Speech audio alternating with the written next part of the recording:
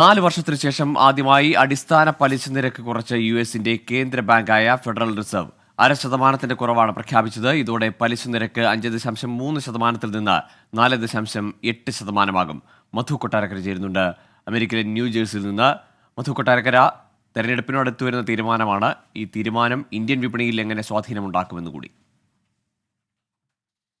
Good morning Gokul. Gokul പറഞ്ഞതുപോലെ തന്നെ federal reserve പലിശ നിരക്ക് വലിയ തോതിൽ കുറയ്ക്കുകയായിരുന്നു ഇന്ന്. ഈ നിരക്ക് കുറയുമെന്നുള്ള വാർത്തകൾ നേരത്തെ ഉണ്ടായിരുന്നു. എന്നാൽ ഈ ഒരു പ്രതീക്ഷിച്ചതിലും കൂടുതലാണ്, 0.5% ഇപ്പോൾ കുറച്ചിരിക്കുന്നത്. ഇതോടെ ഫെഡറൽ പോളിസി റേറ്റ് 4.75-നും 5%-നും ഇടയിലായിരിക്കുകയാണ്. പണപ്പെരുപ്പം നിയന്ത്രിക്കുന്നതിൽ നല്ല രീതിയിൽ ലക്ഷ്യം കണ്ടതായി ഫെഡറൽ റിസർവിന്റെ ചെയർമാൻ കൂടിയായ ജെറോം പവൽ ഈ മാധ്യമങ്ങളോട് സംസാരിക്കവേ പറഞ്ഞു. പണപ്പെരുപ്പം ഒരു ലക്ഷ്യത്തിലേക്ക്, ഒരു 2% എന്ന ലക്ഷ്യത്തിലേക്ക് നീങ്ങിക്കൊണ്ടിരിക്കുകയാണ്. 2024 അവസാനത്തോടുകൂടി ഈ നിരക്ക് ഇനിയും കുറയുവാനുള്ള സാധ്യതയുണ്ട്.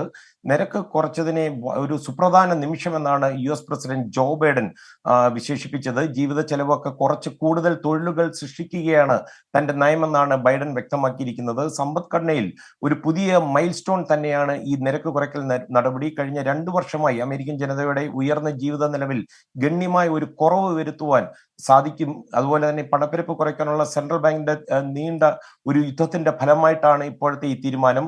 ഗോകുൽ നേരത്തെ സൂചിപ്പിച്ചതുപോലെ വിദേശ വിനിമയ വിപണിയെ ഈ US തീരുമാനം തീർച്ചയായിട്ടും സ്വാധീനിക്കും.